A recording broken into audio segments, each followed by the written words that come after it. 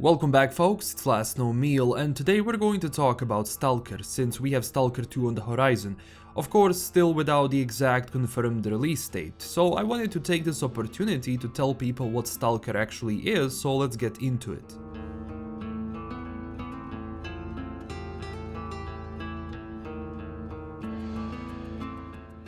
Back in 2009 or 10, cannot remember correctly, I was looking for the next game to play when all of a sudden, in a magazine, yes we had those, I read an article about a 2007 game called Stalker Shadow of Chernobyl, and as a little brat not knowing what I was getting myself into, I got the game and started playing. Then I realized how bad that was, because for me then this was way too scary and difficult. I had no idea what was going on. But then it got to me. You see, the main thing of the Stalker is the atmosphere, simply walking through the zone in complete silence, with animals and noises in the background really completing that scene. This is truly something people have to experience, and even though the game is 13 years old, it still holds on even today with the quality of that atmosphere. But stop, let's take a step back and talk about the history of the franchise before we move to the actual story. Stalker is developed by GSC Game World, a studio based in Ukraine which was founded in 1995 by Sergei Grigorovich. They have two popular franchises, those being Stalker and Cossacks, but Stalker was always their bread and butter, with first releasing, Shadow of Chernobyl in 2007, then Clear Sky in 2008, following up with the final installment in the franchise. Well, it was before we learned that they're working on Stalker 2, and that was Stalker Call of Pripyat. Of course, all three games had good and bad things about them. I personally enjoyed all three, but we will get to that in a second. One thing though, which always remained, is that this is a survival shooter game.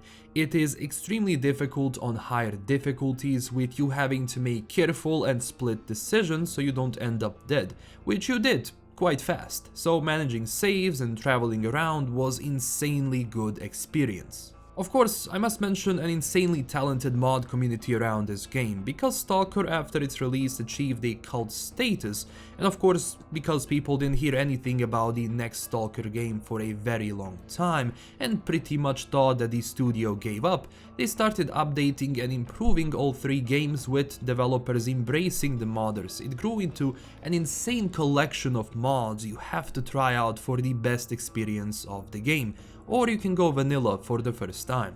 Now let's look at the lore and history of this universe, keep in mind without spoilers in this video. Story of Stalker is set in an alternate reality where a second disaster occurred in 2006 in Chernobyl, or well, the zone, 20 years after the first incident. And what happened is that everything living in that zone got killed or mutated. You had wild beasts, zombies, and all kinds of creatures walking through the radioactive areas, attacking everything they see. Of course, this second explosion brought something else, the artifacts and valuable scientific information. So you have groups of people, or just people in general, going in to search for those artifacts because they can be sold for money. Of course, a lot of people that go there never come back. Also, the game is somewhat based on the film Stalker by Andrei Tarkovsky, which came out in 1979, so I recommend you watch it, but let's go back to the story of the game. Of course, as I said, I have a second spoilery history video coming up, because I really want everyone to play this who hasn't before actually going to full spoilers. Now let's go back to the zone. Because you had all of those people coming in, military had to do something, so they increased their presence around the zone, and especially in the zone itself, because you'll have the military attacking certain Stalker-based strongholds. Keep in mind, the military wants to secure the place completely, but because it's not that easy just to stroll in and stop people from going in, people inside the zone started grouping up, so you had factions form like Duty, Freedom, Clear Sky, Mercenaries, Ecologists, Monolith, Renegades, Bandits that started securing certain parts of the zone, and of course, disputes started. You also have lone stalkers or free stalkers or loners who don't have affiliation towards anyone, just for themselves, but surviving without a faction is tough. Now, in the first game, the Shadow of Chernobyl, you take the role of an anonymous stalker that finds one entry saying "Kill S.T.A.L.K.E.R" that puts the wheels in motion, so you have to navigate around the zone to find out what is going on and why do you have that message. Clear Sky though is set before or well simultaneously with the first game, but you take a role of a S.T.A.L.K.E.R, who is also tasked to do something, so I recommend playing this second. So the first game you play, Shadow of Chernobyl, then Clear Sky, then of course go for Call of Pripyat, and you will know why you shouldn't play the second game first. And the third game, Call of Pripyat, which is the latest installment in the franchise, follows the story shortly after the end of Shadow of Chernobyl, where you take the role of Major Alexander Dekhtyarev to investigate the increased amount of emissions in the zone, and why their military helicopters disappeared from the radar and pretty much all communication.